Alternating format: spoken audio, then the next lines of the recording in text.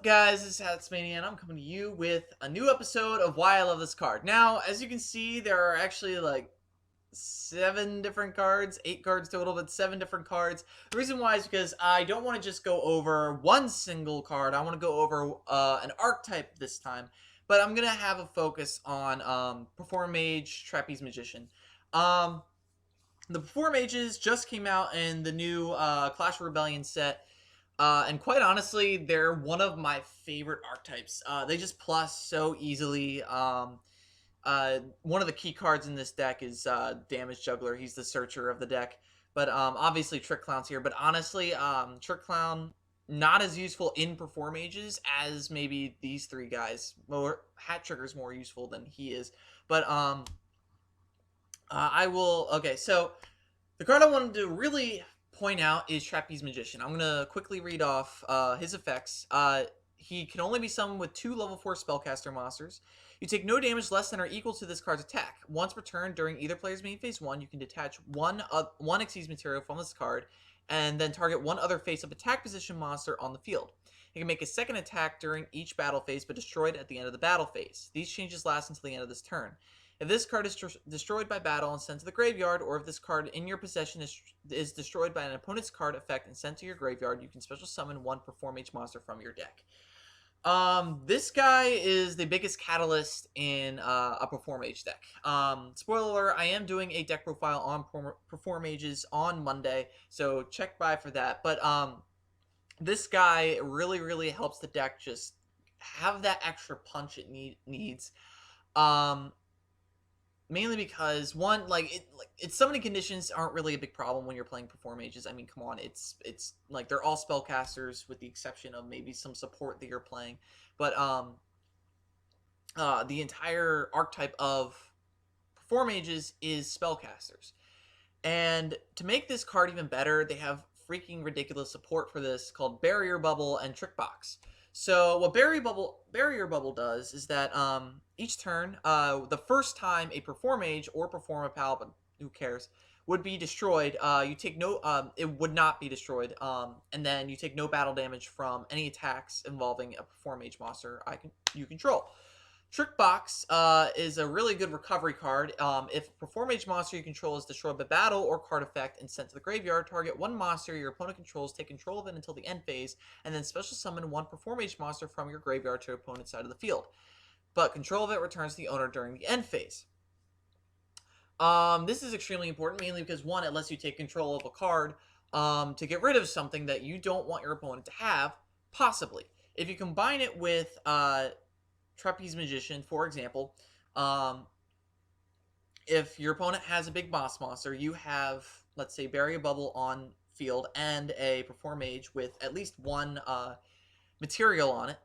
With this set, you activate Trapeze Magician's effect, target your opponent's monster. They get to attack twice. Now, the first time that they attack, Trapeze Magician will not be destroyed.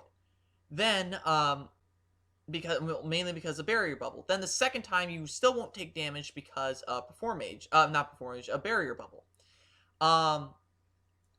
At the end of the turn, once Performage is destroyed, you activate Trick Box, special summon back Performage to their side of the field. It won't matter because they can't attack over your monster. The whole point is to have a monster that has more attack than theirs.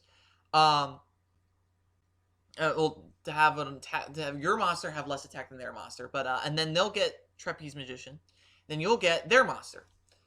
At the end of the turn, at the end of the battle phase, Trapeze Magician's effect will kick in and destroy the monster that destroy their monster, and then at the end of the turn, you will get Trapeze Magician back.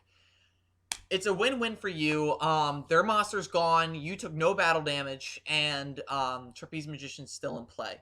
And then if his effect, and plus you even got a special summon off of Trapeze Magician because he was sent to the graveyard. Really cool things that you can get off of this. Obviously, Trick Clown you can plus off of this because if he's material for Trapeze Magician, he'll be able to special summon himself. However, the key part to this is that once you get 2 monsters on the field, you can special summon Hat Trick.